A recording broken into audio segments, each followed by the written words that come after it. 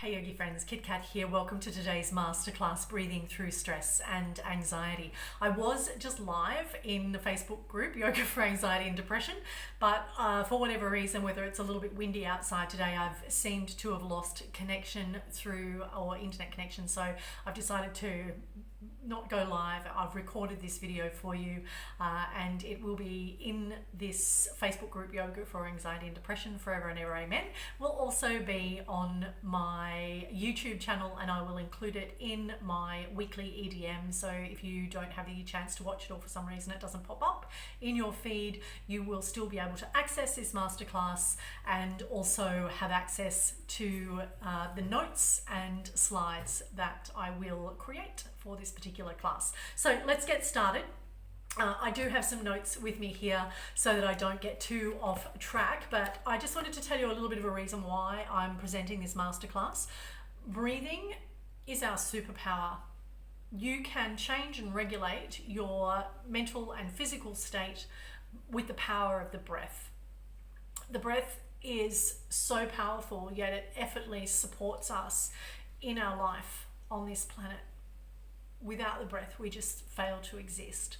So, we see a lot of things coming up now where yoga teachers are sharing pranayama and breath work. You see the evolution of the breathwork coach. So people actually teaching breathing techniques to enable us to have healthier and happier lives.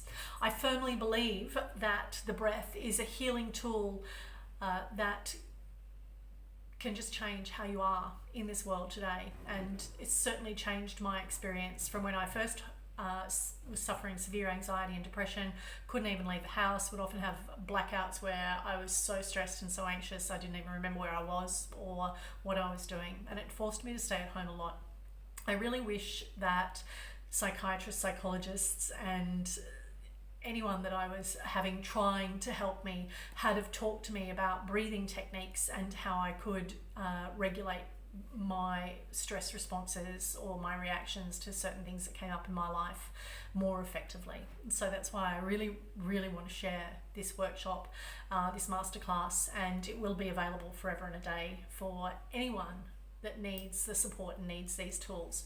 Throughout this program or this masterclass, I'm going to give you 15 different breath techniques so that you can pick up these tools at any point in time and integrate them into your life so that you too can regulate your breath and find more joy and happiness in this present moment. So, breath in life and yoga is actually referred to as prana, and prana means life force. In Chinese medicine, it's referred to as qi. Same thing. It is actually how we get the breath into the body. So when we talk about subtle energy systems, that's about how we get the breath into the body. So like there's oxygen, breath, or in my fingertips, how does it get down there? That's our subtle energy system. It's how the breath moves through our body and keeps us in this little life. So one of the things I am going to say at this point in time, if you haven't already, feel free to grab a pen and paper.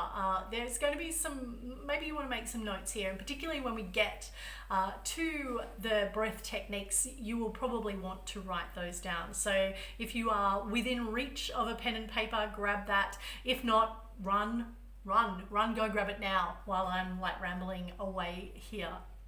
So I do want to mention, I guess, a couple of other things that I think are super important, and there are really 4.5 of these points. So the first point I think is super important is sleep. So if you don't have great sleep patterns right now, breathwork or pranayama breathing is going to help with that. And if you're really stuck in shitty sleep cycles, hit me up with a message, shoot me an email through all those regular contact points, Facebook, Instagram, Messenger, or direct message rather. I am always happy to pass on a technique or something that I think or might be able to help you in that situation. A lot of the time for sleep, and if I have those moments of insomnia, I use a yoga nidra, which gets us into the turiya state, which is the fourth state of wake, sleep, REM, dream sleep, and turiya. So it's being awake while not really being asleep. Tricky, right?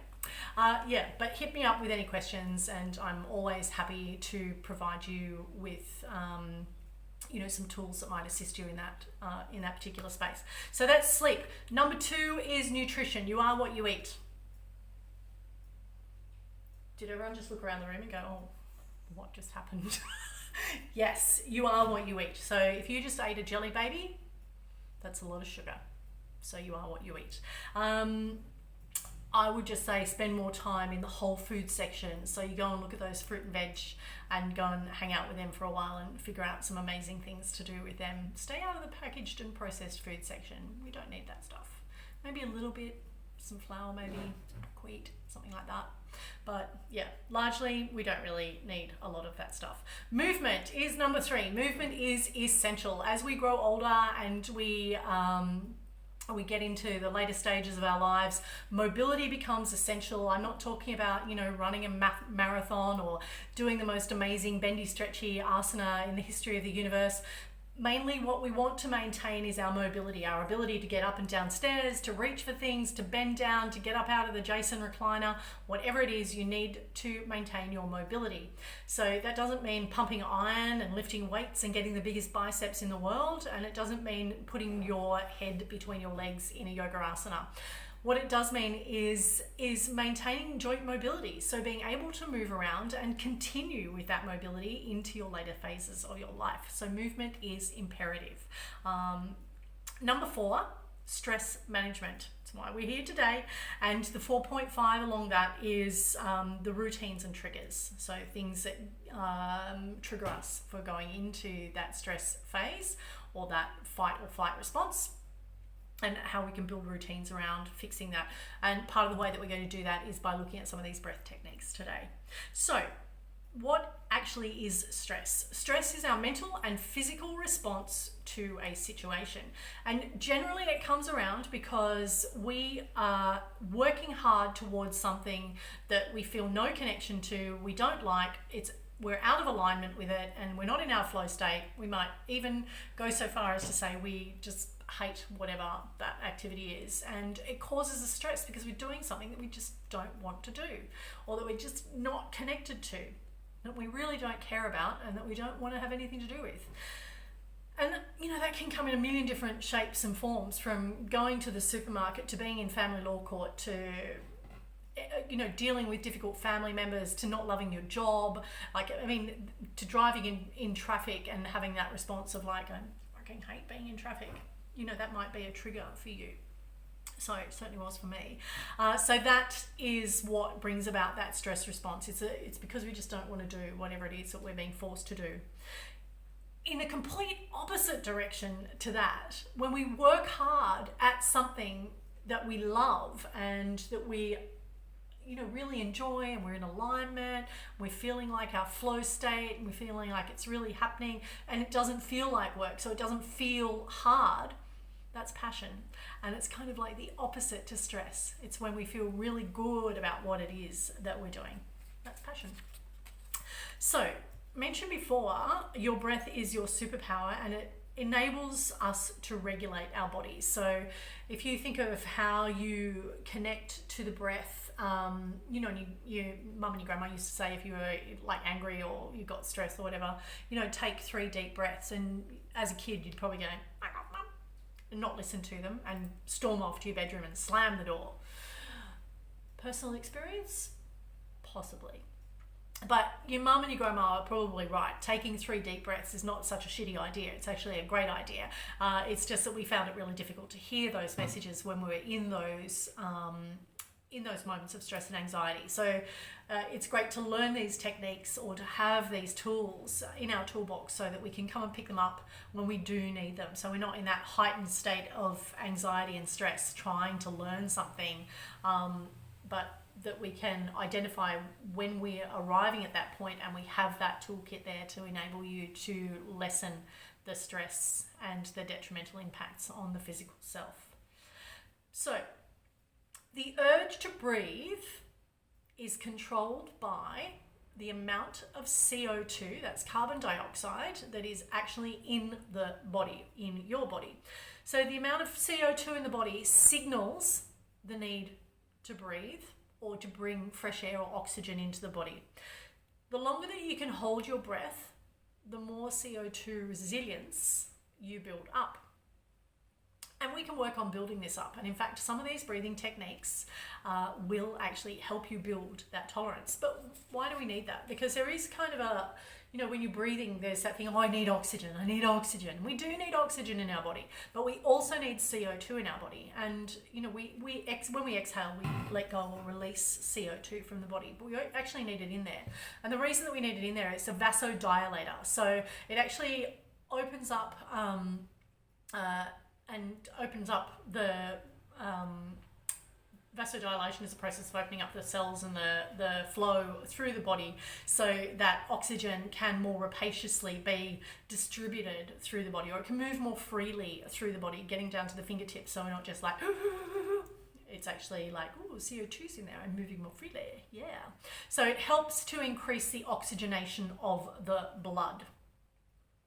Breath hold training helps us to increase our CO2 tolerance. So then the vasodilation occurs, the blood and this oxygen, the CO2 move more freely through the body. This is like why we talk about when we're drawing breath into the body that it has such healing powers, because we're allowing the cells to regenerate and to find that freedom of movement. Helps with mobility. Like there's nothing that breath doesn't help with. So let's look at stress responses. Hyperventilation being one of those stress responses.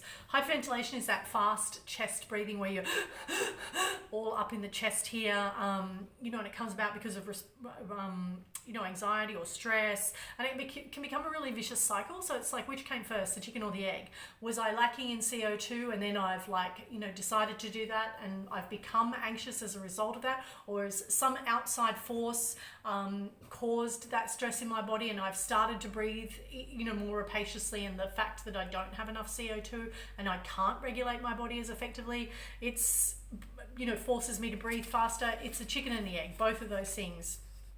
And the faster we breathe, the more it confirms for our body that we have this or should continue that anxious response, because as we continue to breathe, we're actually confirming the fact that we need more oxygen, we need more CO2 in the body. So as I said before, the good news is that we can learn to regulate the amount or increase the amount of CO2 that is in the body, basically it's going to enable us to get comfortable with really uncomfortable situations. And this is true of our yoga practice as well. So as yoga teachers and sharers of practice, we will spend a lot of time in class saying inhale 2, 3, 4, exhale 2, 3, 4. Maybe it's just inhale, exhale, lengthen on the inhale. It could be anything, right? But the point of the practice is to connect the body to breath. And when we find ourselves like in warrior 3, in a balance, going, holy crap, this is really hard, we can slow the breathing down, find that connection to the body, and find a little bit of calm in that challenging situation. What happens on the yoga mat rolls off into real life. So if we can make our way and connect to breath through those more challenging asana, then perhaps we have the opportunity to bring that practice of finding balance, connection to body and breath into our real life as well. So that is the connection of breath and yoga. So very important. We just got to remember that bendy, stretchy stuff is just asana is just one of the 8 limbs. Actually, Patanjali describes it as sitting on your bum. That's it, finding a comfortable seat. It doesn't talk about doing warrior 3 or natrajasana, none of those things. He just says find a comfortable seat, let go of any tension so that you can come and practice your meditation and connect to the self. So there are a couple of things that I want you to note, and might be that point where you pull out a pen and paper, but I've got 8 points that I just want to run through with you here.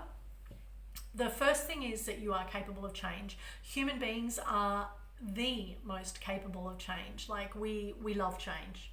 And at the same time, we freaking hate it. Like the brain will go, I don't want to change. I already know the situation here. I don't need to make any changes. Everything's really, really fine. Can you hear how I'm talking? It's not fine because obviously we're fearful of something and we need to make a change. But then as soon as we get to that precipice and we get forced to change, we're like, oh my God, the other side of change is so awesome. So we are actually really adept at change, even though we sometimes resist that. So all you need to do is remember that you are very capable of change. Number 2 is that you can learn anything that you want with practice.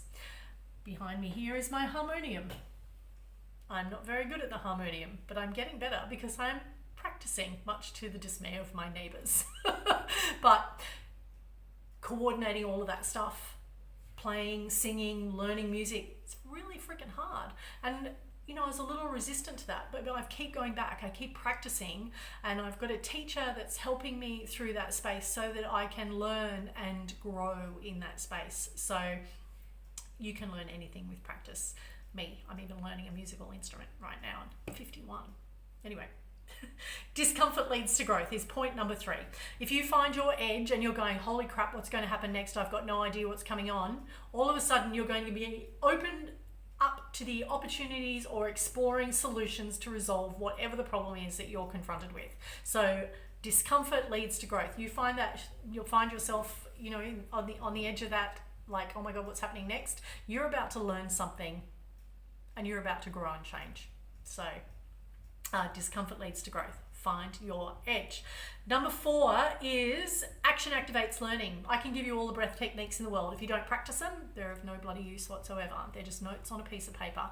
So you need to put these techniques into the body, into the brain, and become familiar with them. Practice them, take action, and make them part of your routine, wherever that might be. Number 5 is a tricky one because we tend to, even as like I'm looking at my vision statement behind, which is behind the camera just here, I can say I'm going to look to the future. I can always look to the past and see what happens, but we need to take ownership of where we are right now. Am I in a stressful situation? Am I in alignment? Am I in flow? I'm doing something that I love. How do I feel right now? Am I sweating? Have I got a million thoughts in my brain? Do I need to find some stillness? Take ownership of where you are right now. And that can be big picture ownership, or it can just be, holy crap, in this very moment, I can't see outside of a 2-meter radius. I am going to connect to my breath and fix this shit right now. Take ownership of where you are right now. Number 6 is create habits and rituals that will enable your change. So there are some really fantastic books out there, and I quite often post about books that I'm reading so that you guys know, like, you know, where I'm doing learning and what information that I'm coming across, and I'll always share as much as I possibly can with you. And if you join my coaching, my one-on-one supported coaching program, I have an entire book list there, and we go through that and find the books that I feel will most benefit you at this point in time in your journey. So things that we're reflecting on together in that coaching. So I create a bespoke reading program for you. So creating habits and rituals will enable growth and change. Like we might have some habits like thinking about things, allowing those ruminations to occur. And how do we break that? We need to create a new habit or a new pattern because the brain's already familiar with this pattern. We need to crack that code, break out of that habit, create a new habit that becomes our ritual that enables that change to take place. And we do that. My dad has, like, if you ask my sister's keys, wallet, money, change, comb, biro, handkerchief, watch. I probably got that out of, something like that. And he says it every time before he leaves the house. That's his ritual. He never fucking forgets any of those things. I don't personally have that ritual. I have mask and keys on the wall. They're on hooks. Can't forget them when I leave. And I changed that routine so that I had a habit that became a ritual, so that I didn't spend 5 minutes looking for my freaking keys every time I had to leave the door, which quite often happens. And I put a hook up at work as well because I was like, where are my damn keys? I'm like 51. Seriously, I can't just not have a hook where my keys are and have a habit there. Easily fixed, right? So create habits and rituals that enable growth and change. The next one is fall in love with the process. Like, learning something new, like, we have to do it. Like, it takes 21 days to create a new habit. So at some point you're going to be pissed off through that process, and you're going to have to go, I actually love making my bed. I love coming home and seeing that my bed is made. I love fluffing my pillows. I love getting into a made bed, into a bed that's already, ready for a good night's sleep. That isn't a reminder of last night's bad sleep, that I've already let those vibes go and I've now got a clean slate or a fresh set of sheets on the bed. So fall in love with the process, and you might not love making your bed. Thankfully, I don't really have much to make on mine. It's 4 pillows and not a lot else. It's too warm here. Learn the tools so you can take action. So I'm going to give you 15 different breath techniques in a few minutes, and I want you to write those down, and I want you to have those techniques and have them on hand and make them part of your process of dealing with anxiety and stress, so that you have those on hand and you can just reach in and they become second nature to you, so that you can make your life a little bit easier. I'm going to tell you that I actually do drop into my breath probably every hour, maybe every half an hour, and it's become super habitual for me. So if I feel myself, even if I just want to check in with myself, I don't necessarily have to be having stress. I just do a check-in and go, right, where am I at right now? Let's do a 4 inhale, 4 exhale. Let's do some box breathing. Let's do a 4, 7, 8. You've got no idea what I'm talking about right now. But I pull or I call on those techniques and I use them as a check-in to see where it is, where I'm breathing. Am I regulating my breath? Am I feeling that sense of calm? Am I balanced? Am I drawing oxygen into the nether regions of my fingertips and making a healthier version of Kit Kat? Let's look at how many breaths we actually take every day, every minute. Anyone got any idea? It's like the number of breaths in a lifetime is going to blow your mind. Anyway, I firmly believe we're all connected by breath. We all, at some point, oxygen and CO2 and breath that we're breathing, like in collective practice, and I just got really like floaty just then thinking about like all the little breath molecules that are out there and how we breathe and share everything on this planet. We are all connected. There's no doubt about that. It doesn't matter about our skin color, our hair color, shape of our eyes, where we live on this planet. At some point in time, there is some part of me that's a part of you in this universe, in this time on this planet, and I find that quite extraordinary and very grounding. And if you ever think about, time and distance and differences, like they all dissipate when you think about that connection. 16 breaths every minute, that's how many we take. 16. 960 is how many we take in an hour. 26,040 is how many we have every single day. In a year, we take 8,409,600. So it's 8.5 million. 8.5 million breaths in a year. In a lifetime, if you live to be 80 years of age, you will take 672,768,000 breaths. Whoa, massive number. So the way that we would perhaps extend our life on this planet is to lessen the number of breaths that we take in every minute, and then that 672 million might take us to 85 years instead of 80 years. So it's just a thought, just planting the seed. Maybe we can make ourselves live a little bit longer if we elongate the breath. Let's take a look at our breathing patterns. When we are anxious, generally speaking, we have longer inhale and a shorter exhale. And that sounds like this.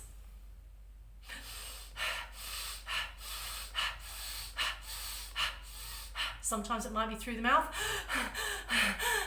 So you can hear longer inhales, shorter exhales. I can already feel that activation, and you could see the movement of my chest and my rib cage. This is often referred to as chest breathing, thoracic breathing, upper body breathing, and I'm trying to think if it has another name. I think that's about it. Chest, thoracic, upper body breathing, but whatever you like to refer to it as, you're roughly only using about 1/3 of your lung capacity. And indeed, on a daily basis, most humans in this life are only using that top section of the lungs, exaggerated in that stressful or anxious breathing pattern just then. Now, that anxious breathing pattern, like I said before, it's the chicken and the egg. You get that fast breathing or hyperventilation happening, and it activates your fight or flight system, your sympathetic nervous system, and that's the one where you think dinosaurs are going to come and get you, and so you have that tightening of the psoas here, and you think, oh my god, this is not good, nothing's coming good of this. You want to run away.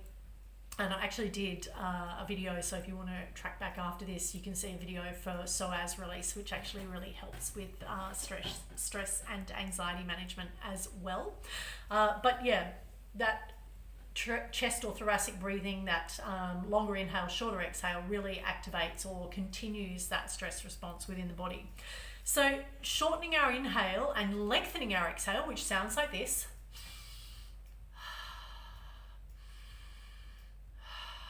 You can already hear the difference in that breathing pattern.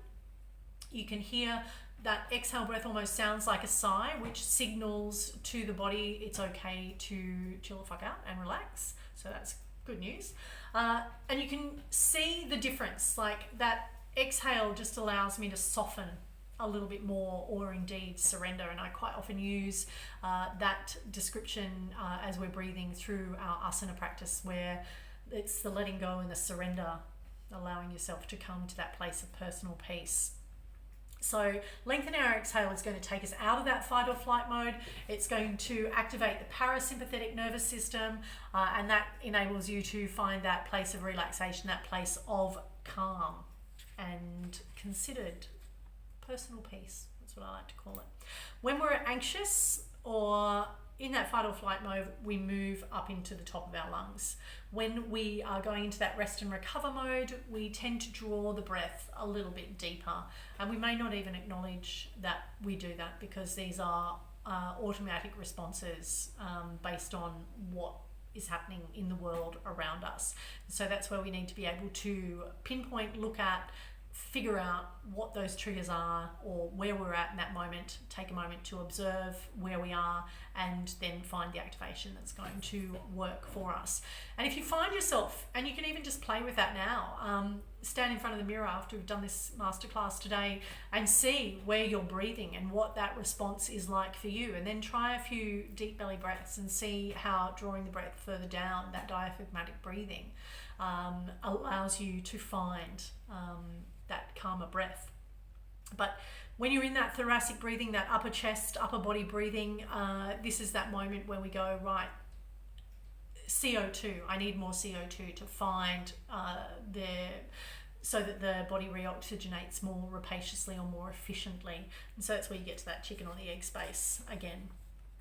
So deep belly or diaphragmatic breathing stimulates the parasympathetic nervous system, giving you relief from stress. So it also regulates the peripheral nervous system, and that looks at lungs, livers, kidneys, heart function, your digestion, and if you're breathing deeply and activating the parasympathetic nervous system, you're actually going to start to regulate those other systems within the body, which makes those organs happier, which indeed makes us happier, healthier humans.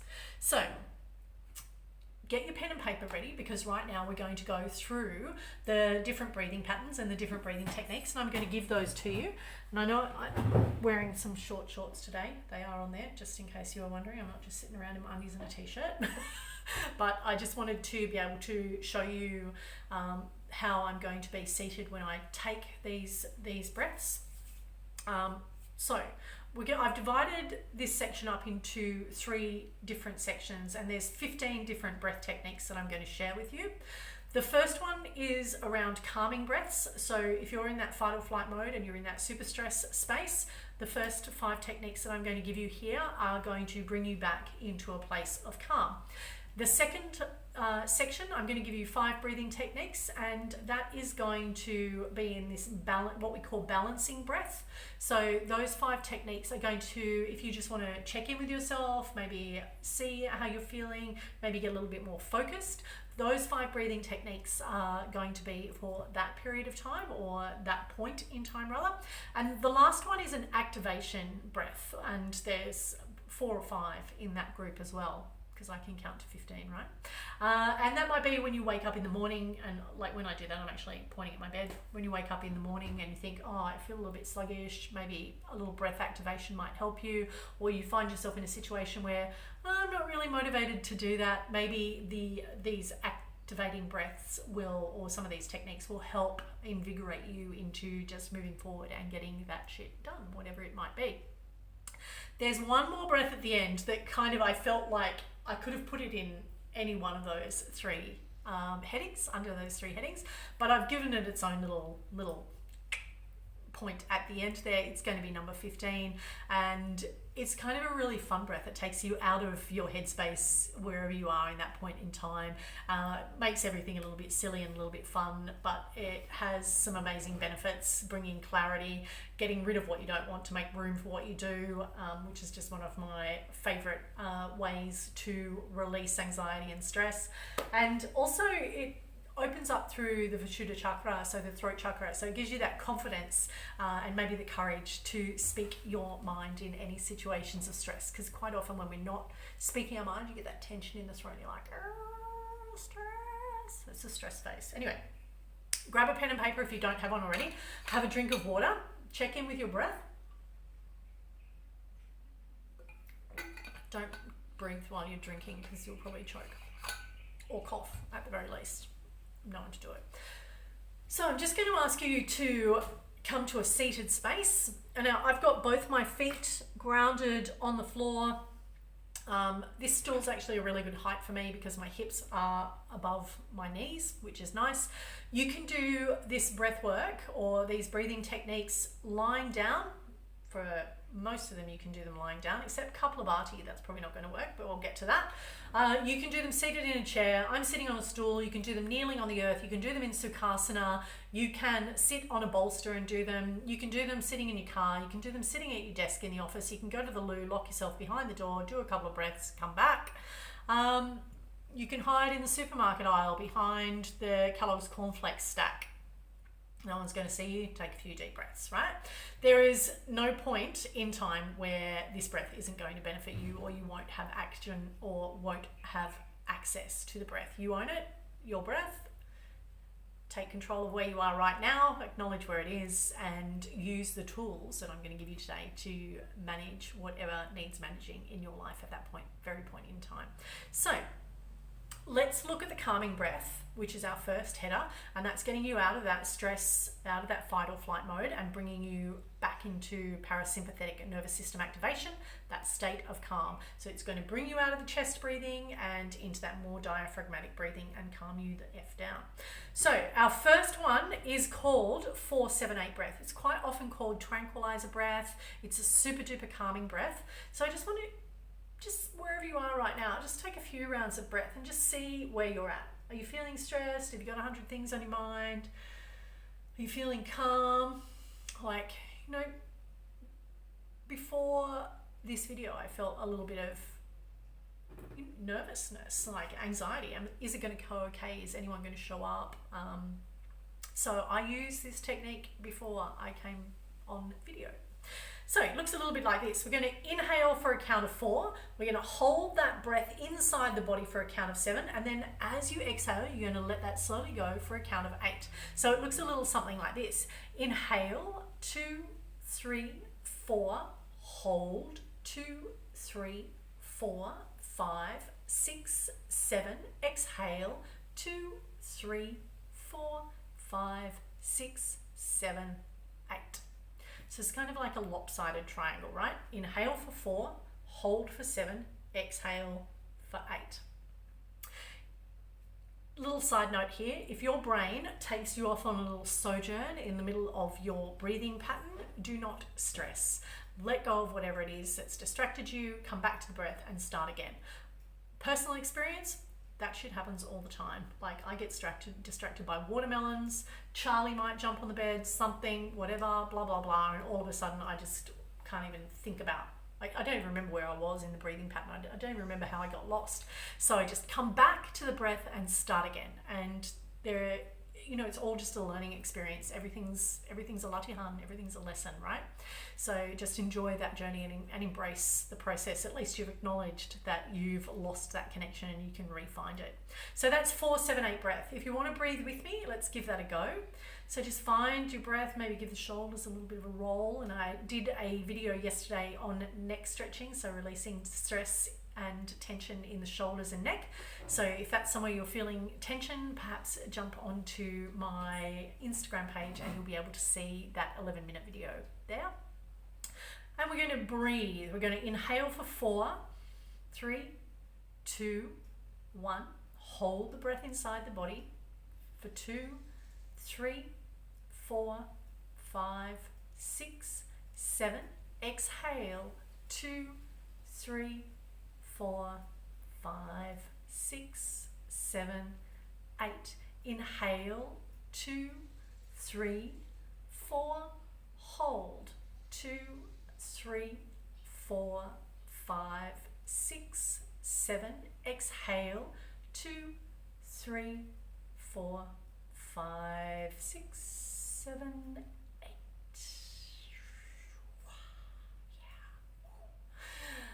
So, if you're in a state of anxiety, 100% that breath technique is your first port of call.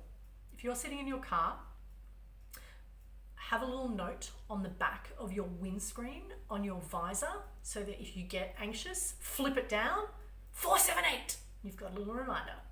Love me a good post-it note reminder. Even just draw it on in permanent marker. And so if you sell the car, tell the next person how imperative this was to your survival. 478 breathing, the tranquilizer.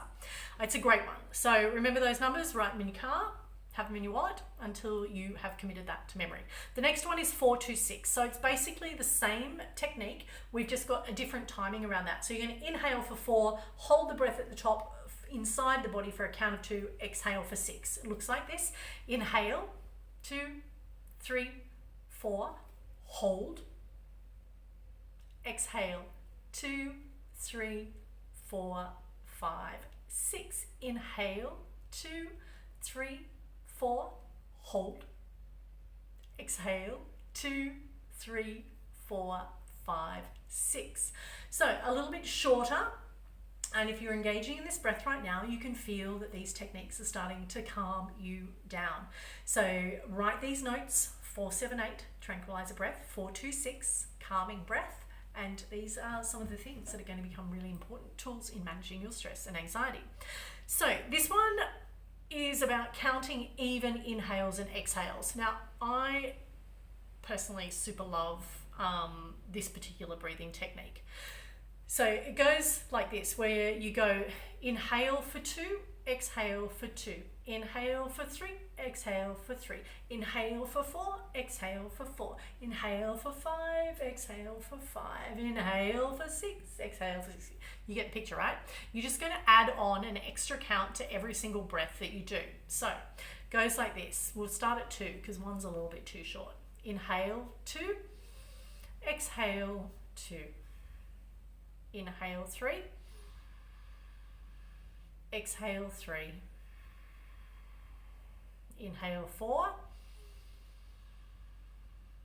exhale 4, inhale 5, exhale 5, inhale 6, exhale 6. So I'm just going up to 6 just then. You can do that up to 20.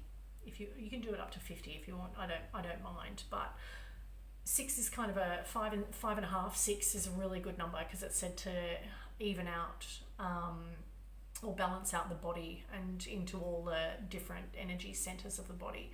But that counting process, inhale and exhale, firstly brings an awareness to the breath. You're counting with numbers, so that's something that's super familiar to you, so you're not going to miss what number you're up to. It brings a real sense of calm and attention as you follow the journey of the breath in and out. And when you get to about 4, I think you can feel, my personal experience is you feel the change in the dynamic of the breath. It no longer just is about breathing into the chest. All of a sudden, to get that deeper inhale, you need to have an awareness of drawing the breath further down into the belly, into diaphragmatic breathing. So as you continue through that process, and you might go 2, 3, 4, 5, 6 and hang out at 6 for a while. And then when you become really comfortable with 6, you might move to 7 and then hang out at 7 for a while. Get comfortable at 7, move to 8. Get comfortable at 8, move to 9. Comfortable at 9, move to 10. There's no pressure and there's no right or wrong. It's just about, building that tolerance to CO2 and finding that you can actually control the breath, because remember, it's your superpower, right? So that was number 3.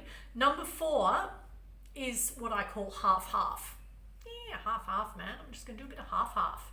And it's an easy one to remember. If you take 4 counts in, you exhale for out count 8 counts. If you inhale for 6 counts, you exhale for 12. If you inhale for 12, you exhale for 24.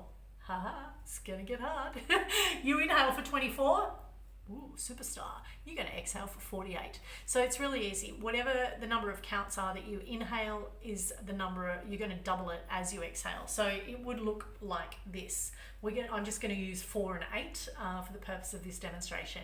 Inhale for 4, 3, 2, 1. Exhale, 8, 7, 6, 5, 4, 3, 2, 1. Inhale.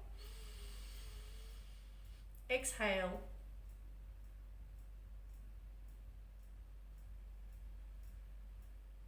Inhale.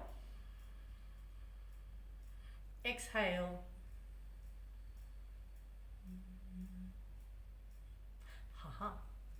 So lengthening of the exhale, if we remember, activates the parasympathetic nervous system. You're bringing yourself into that state of calm. So, that half is super easy to remember, right?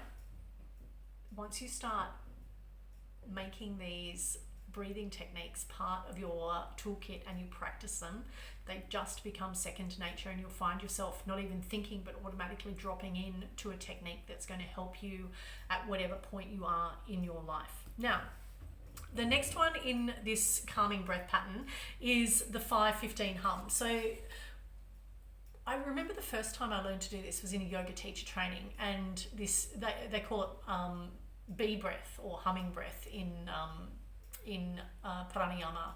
And I remember doing it, and you get this real rattle in the back of the head and the vibration through the body, and they teach you to hum quite loudly, so it can be quite fun. But humming actually activates the vagus nerve, so it actually dampens the stress response. So it has a really awesome impact. And apart from that, it's kind of a little bit fun. So this would be a breath technique that you can teach your kids. It's a good one because it's almost like a little bit of a game. You're going to inhale for 5 breaths, and then you're going to continuously hum for 15 exhale breaths after that.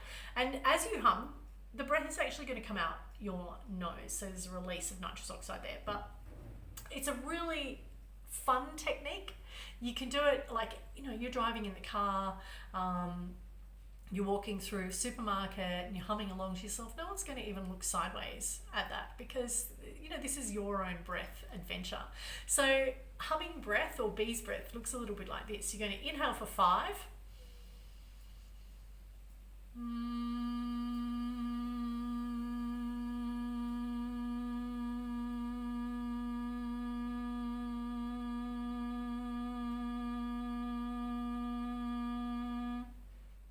Inhale.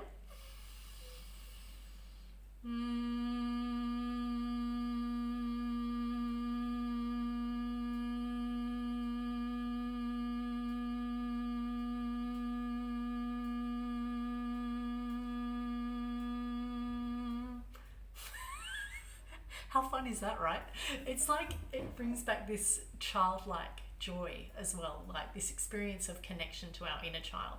So it might make you giggle, and that's part of the fun, because what have we just done? We've just disconnected from that stress state, brought ourselves into this present moment and connected with a little bit of joy.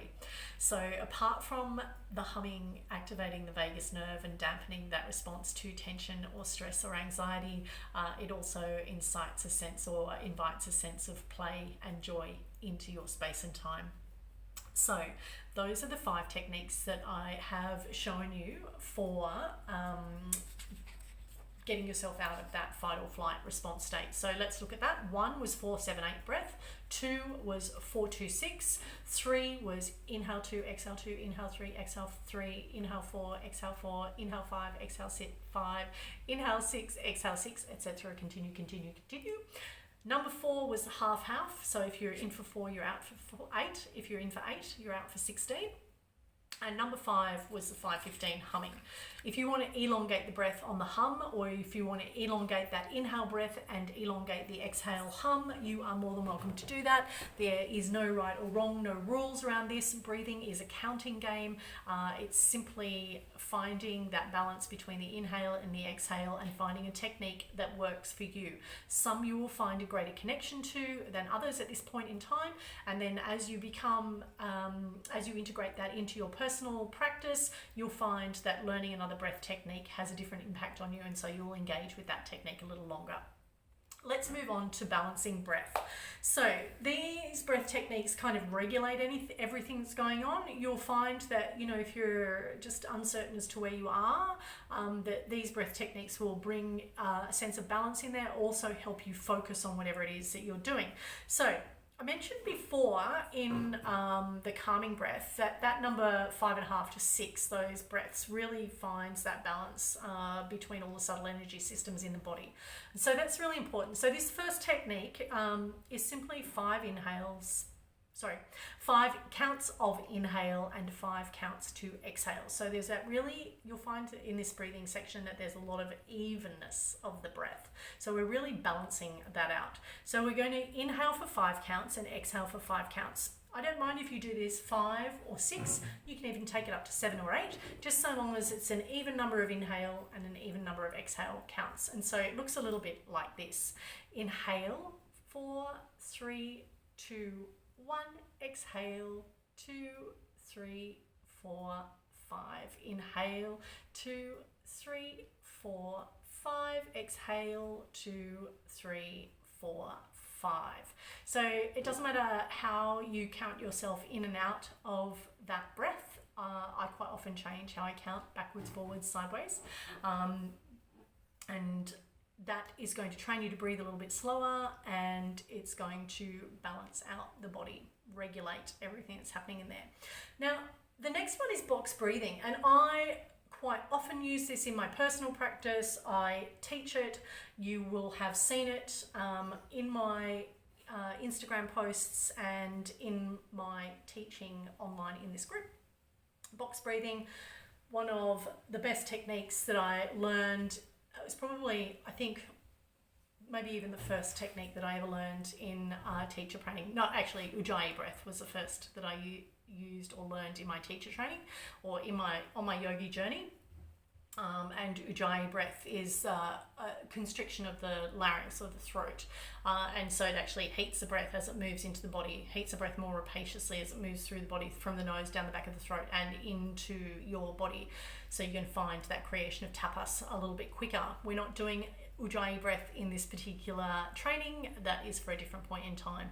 But box breathing was certainly at my first ever yoga teacher training, one of the first breathing techniques that I ever used, and it blew my mind. Couldn't believe that someone didn't tell me about this stuff earlier. I was like, who the fuck's been holding out on me, not telling me this shit? Bloody goddamn.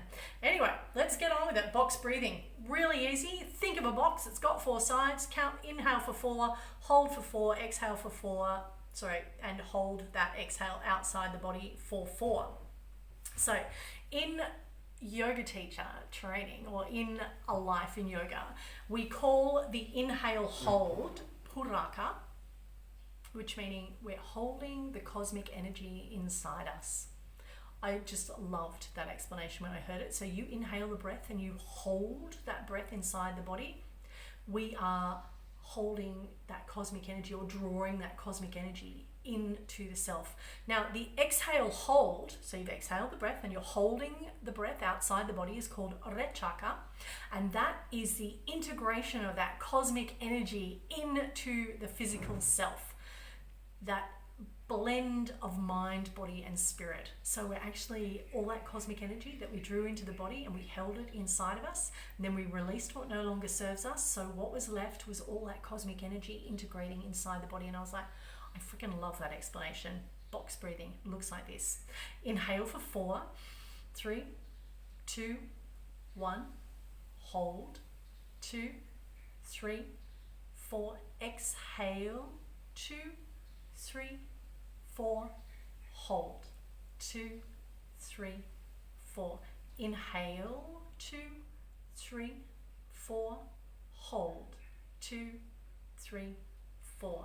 Exhale, 2, 3, 4. Hold, 2, 3, 4.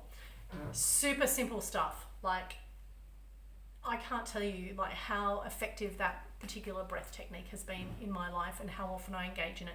I teach it, I share it, I give it to people. If someone messages me and they say I'm having a shit time, or I just give them that breathing technique straight away. I'm like, do it now. Let's do it together. Let's sort this shit. Let's solve some problems. And honestly, I don't think I've had anyone ever in my teaching history say that hasn't worked for them, or it doesn't work. Like, beautiful stuff. Moving right along, we have looked at balancing breath, so that 5-5 or 6-6, and we've looked at box breathing. We are going to look at another balancing breath, which is Nadi Shodhana. If you have been to one of my classes, if you have practiced with me online, if you are in my coaching program or have attended one of my workshops, I will always teach this breath. I think it's beautiful. If you have anxiety and depression, and that's kind of a trajectory that you've been going down for a while, this breathing technique really helps balance out the left and right hemispheres of the brain, our lunar and solar sides. It's Hatha, sun, moon. It brings all our energy into balance. If you look at the chakras and those 7 energy centers, the Sushumna Nadi, or the spine, that where the prana runs up and down the spine, this breath is said to balance out both of our sides. So let's look at how to do that. I have glasses on, so it's probably going to be a little bit weird. I don't normally practice it with my glasses on.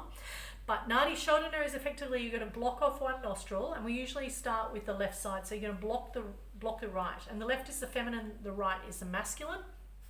So at any point in time, like roughly every 90 minutes, you're going to change the side that you breathe through. So you can check now,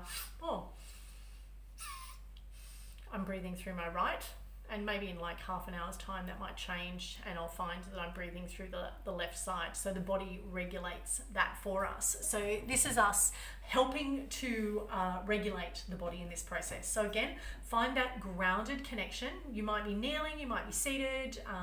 You can do this standing. There's no rule against not doing this standing. Probably don't do it while you're driving because you won't be paying attention to the road. We're going to block the left nostril, and I'm going to rest. I like to rest a forehead on my finger, or you can rest 2 fingers there. But effectively what we're going to do is block the right, inhale, then block the left, and exhale. Inhale through the right, exhale through the left. Inhale through the left, exhale through the right. Inhale through the right, exhale through the left. Inhale through the left, exhale through the right. Inhale through the right, exhale through the left. So everything's a singing disco in my house, but not everyone exists like that. So let's try Nadi Shodhana together in a little bit more of a calming manner, shall we? Get ready to set yourself up, and if you want to rest 2 fingers on your third eye here, and that makes it more comfortable for you, you can do that. Close down the eyes, make this practice a little bit introspective, and we're going to inhale. Shut that left out, open the right, exhale. Inhale through the right, exhale left. Inhale left, exhale right. Inhale right, exhale left. Inhale left, exhale right. Inhale right, exhale left. So that's just a short demonstration. You can do that breath 2 to 3 minutes and bring the left and right hemispheres of the brain and equalizing or balancing out the right and left sides of the body. It's a beautiful, beautiful experience. There have been moments when I've taught that breath to people that haven't done any form of pranayama or breath work before, and it's brought them such a sense of calm that they've just been crying and like released fear and stress and pent up energy that they've had either living in one side of the body, and it's been an experience like nothing they've ever had before. And this is why going on this journey of finding out how to breathe is so imperative. The next version of Nadi Shodhana we're going to do is Nadi Shodhana combined with box breathing. So this is a little bit more complex in its technique, and it's going to require you to count for 4, 3, 2, 1 and alternate nostril breathe at the same time. So I'm just going to take my glasses off. Hello, I can't see you.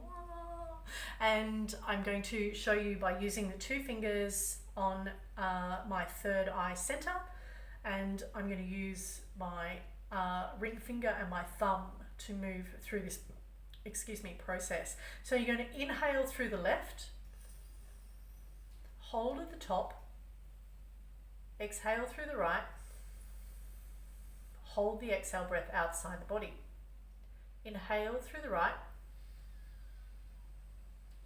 hold, exhale left, hold. You can join with me. Inhale left, hold, exhale right, hold. Inhale right, hold, exhale left, hold. Always start on the left, move through the right, and end with the exhale or the inhale on the left, and then return to regular breathing. You can do that for 2 to 3 minutes. You can do that seated. It's a beautiful practice if you're going to go into meditation, just to balance out the right and left side of the body and really center and ground, connect yourself in for meditation practice. So if you do have a meditation practice, and I would encourage everyone to give that a go, that Nadi Shodhana box breathing is a beautiful, beautiful practice. Remember, it doesn't matter how long you stay in that practice for, how short or long it is. And the longer you stay, the more benefits that you will get from that practice. So our third category of breathing is activation. So this is when you feel sluggish, you get up in the morning, you're not motivated, you need to reinvigorate the body, find a little bit more connection. Perhaps you're feeling a little bit flat. Maybe you're questioning something that's coming up during your day. Maybe it's something, on that precipice of change that maybe you're challenged to face, and you need to bring a little bit more energy into your life. And quite often when you feel like you're in a, slippery slope, and it might not necessarily be depression, it might just be, we're not always up 100% of the time. We're not like woo-woo cheerleaders all the time. Even cheerleaders have off days. I have off days, I have shitty days where I just go, fuck, I don't feel like getting out of bed today, so I don't. I watch Netflix. I might have a cup of tea, eat some chocolate, have a biscuit. Some days are diamonds, some days are just shitty bits of dust that we can just sweep away, let it go, take a few breaths and move into the next one. Let's look at activation breaths. So this is 20 connected breaths. I can't remember if I've mentioned this, but when I'm talking about breathing through the nose versus breathing through the mouth, in some of these particular breath activations, if you're breathing through the nose and releasing through the mouth, perfectly fine. If you're breathing through the mouth, releasing through the mouth, perfectly fine. Breathing through the nose, releasing through the nose, also perfectly fine. Whatever is working for you in this technique. My only little notation underneath that is that if you're breathing through the nose and out through the mouth, or in through the nose, out through the nose, it's just a little bit more of a gentle breath experience. If you want to power it up and like plug it into the socket, mouth breathe. That looked really unattractive, but I did it anyway. Weird, right? Okay, sorry everybody. Breathe through the mouth and out through the mouth. It's just going to engage or bring more power to the process, right? To the activation. So 20 connected breaths is our first one. And the way that we connect these is that we will take 4 breaths, short chest thoracic breaths, and then we'll take 1 long inhale breath. So it looks like this, and I'm going to plant and ground both my feet onto the earth, roll my shoulders back. You can do these lying down if you so desire.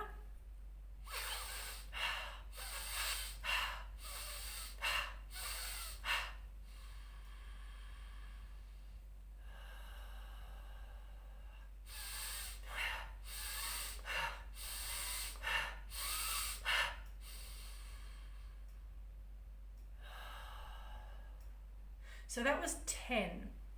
To get to 20, you're going to double it up.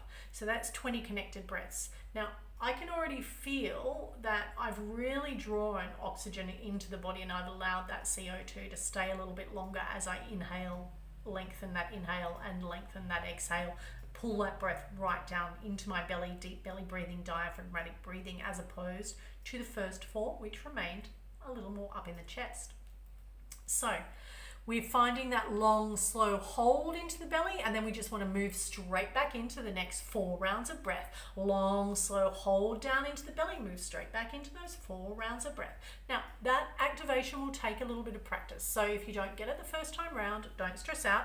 Even if you write on your mirror 1, 2, 3, 4, and you follow the flow of that breath down, it can be super duper helpful. Maybe you need to put a post-it note in front of you until you remember the pattern for yourself. Whatever is going to get you through and build that routine or make that a regular thing for you. The next one is a breath and hold. So it works like this. You do 10 breaths, you're going to hold for 10 seconds. You do 20 breaths, you're going to hold for 20 seconds. 30 breaths, hold for 30 seconds. So let's look at this first round of activation, and I'm going to do 10 and 20. And if you would like to join me, it looks a little bit like this. Again, I'm going to ground and connect myself into this space, roll my shoulders, drop them down my back, see where I am in this point in time, and work this activation.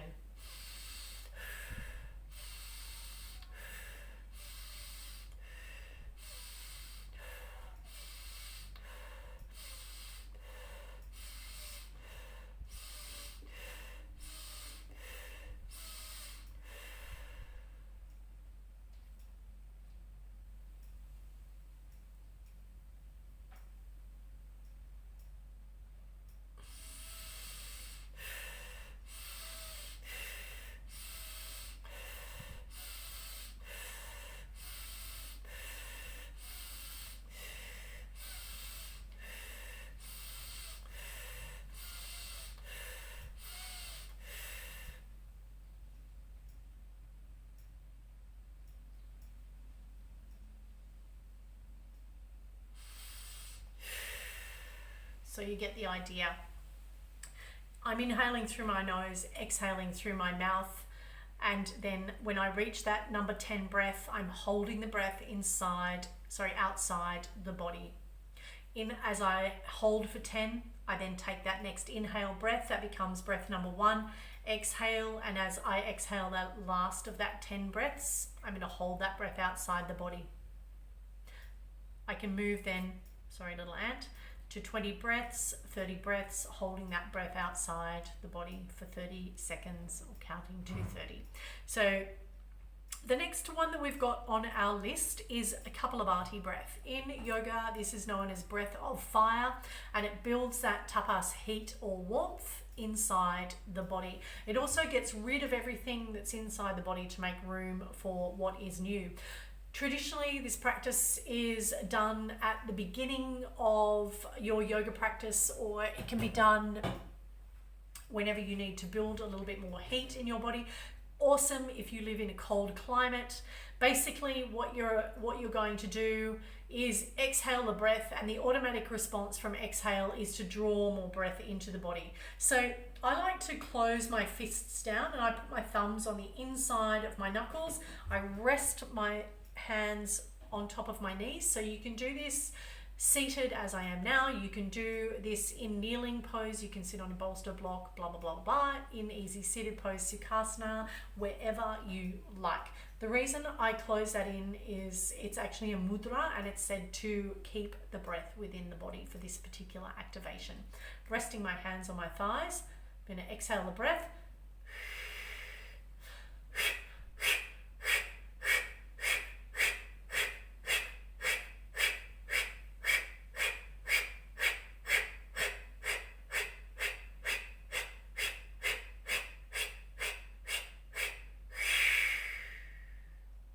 So you can see that I had activation of the diaphragm there. I keep my back, my spine nice and long and tall. I might want to tuck my chin slightly into my throat, and as I exhale the breath, the automatic reaction after I exhale is for the body to draw breath in. So I'm using the diaphragm and the pressure on the belly, the activation of the core to expel the breath from the body. So Kapalabhati breath is going to take a few goes to get that right. So maybe in a separate video a little after this, when we've gone through this, if Kapalabhati is something that you would like to engage into your practice, bring a little bit more activation, I can do a separate video on that particular technique. So they are your 4 activation breaths. We are nearly at the end of this tutorial. We're at about an hour and 5 minutes. But what's an hour and 5 minutes to learn these amazing techniques that are going to bring about such an extraordinary change in your life? So this last breath technique is called lion's breath. So I'm going to stand up for this technique. You can, of course, do this seated down. Yes, I am wearing shorts. So I'm going to separate my legs, put my hands on my thighs. I'm going to take an inhale breath.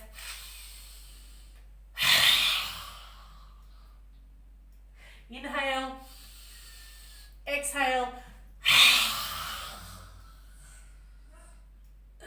That is called lion's breath.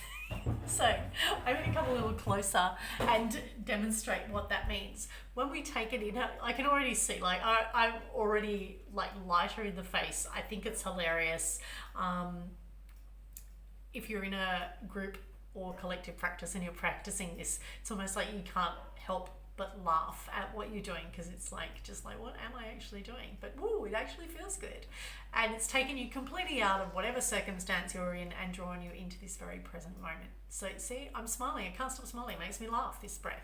Anyway, lion's breath is you're going to inhale, take a deep belly breath. You're going to, watch my face. That was attractive, wasn't it?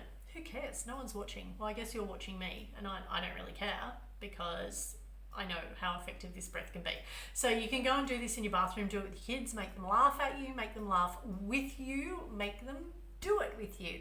What you want to do is, as you exhale, you're going to stick the chin and the jaw and the tongue out as far as you can, and exhale every single bit of breath in the body. And this is why I say it gets rid of everything that you don't need to make room for what you do. All of that beautiful fresh air and oxygen that's going to come in and reinvigorate, recalibrate your body. So lion's breath, you can do it sitting down. I'm going to take a deep inhale breath.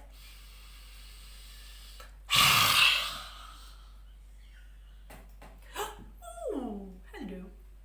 So you can do lion's breath wherever you are. Now, this is an amazing breath technique to help recalibrate the body, get rid of what is no longer serving you, to make room for what you do. It also, as you inhale and exhale, opens up through the throat chakra. You're releasing any tension in the face. How does this ant keep getting back on the table? I do not know. Relieves any relieves any tension in the face and in the jaw, shifts your perspective, because there's no way you can think about anything else while you're actually doing lion's breath. And also it's fun, so you can do it with your kids. Maybe don't do that one while you're driving. Maybe pull over to the side of the road. Yeah. So let's look at a little bit of a summary of what we have talked about and those techniques that we've looked at today. Breath summary. First of all was our calming breath, and we've got 5 different breath techniques in there: 4-7-8, 4-2-6, 2-2, 3-3, 4-4, 5-5, 6-6, 7-7, 8-8. So as many inhale breaths as exhale breaths, working your way through that. Half-half, 5 inhale, 5 exhale, 6 inhale, 6 exhale. So that half-half. The 5-15 hum. Inhale for 5, exhale, hum for a count of 15. And if you want to elongate or exhale or elongate any of those inhales and exhales, you are welcome to do so. Balancing breath was our next category, and we started with the 5-5 or the 6-6. So 5 inhale, 5 exhale counts, or 6 inhale, 6 exhale, said to be the most balancing of the breath techniques, that actually brings all the balance into the subtle energy centers of the body. Next was that breathing technique that I learned at my first ever teacher training, which was box breathing. Inhale for 4, hold for 4, exhale for 4, hold outside for 4. And that's our first experience of Puraka and Rechaka. So that inhaling of all that beautiful cosmic energy and holding and integrating that cosmic energy into the physical and spiritual self. Next on the list was Nadi Shodhana, and that's alternate nostril breathing, where we block one nose off and breathe through the right and left to balance out the right and left hemispheres of the brain, our masculine and feminine sun, moon sides of the body. Next was Nadi Shodhana combined with box breathing, so a slightly more complex technique, yet all of these beautiful benefits that really draw you and create that sense of pratyahara, draw you in, create that sense of pratyahara that will enable you to drop into your meditation practice. So not one to be dismissed. Work your way through those balancing breaths until you get to a place of comfortable competency with that Nadi Shodhana box breathing. Number 3 in this group was the activation breath. So the first one, we've got 20 connected breaths. We've got where you're going to take 4 breaths, and then the 5th one is going to be long and slow, and you're going to do that 5 times. Next is the breathe and hold. So if you take 10 breaths in, you're going to hold the breath outside the body for a count of 10. Take 20 breaths, and then on that 20th breath, you're going to hold the breath outside the body for a count of 20. And you can keep incrementally increasing the number of breaths that you do. So say if you do 11, you're going to hold for 11 seconds. You do 12, you're going to hold the breath outside the body for 12 seconds. So completely up to you. Remember, it's a numbers game, just balancing it out, working towards increasing the inhale and exhale holds. The next one is 10 to 20 deep breaths into the body. So we're just going to keep finding that deep connection to breath in and out of the body. And you're going to inhale through the nose, exhale through the mouth to allow you to find that beautiful connection to breath. Number 5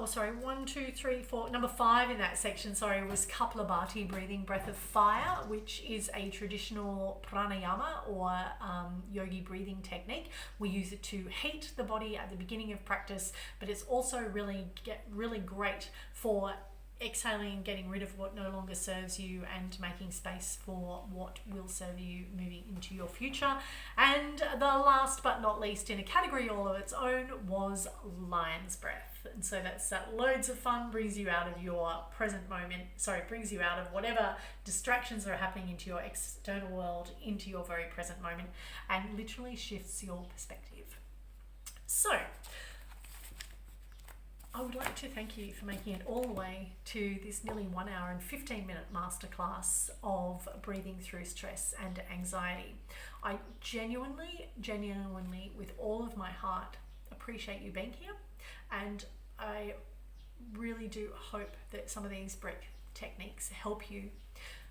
Just remember that if you don't practice them and you don't integrate them and you don't activate these breath techniques in your life and make them part of your toolkit, doesn't matter what I've told you here today. If you don't give them a crack and integrate them into your life, you can't say that breath techniques don't work, because you haven't given them the best shot that you can.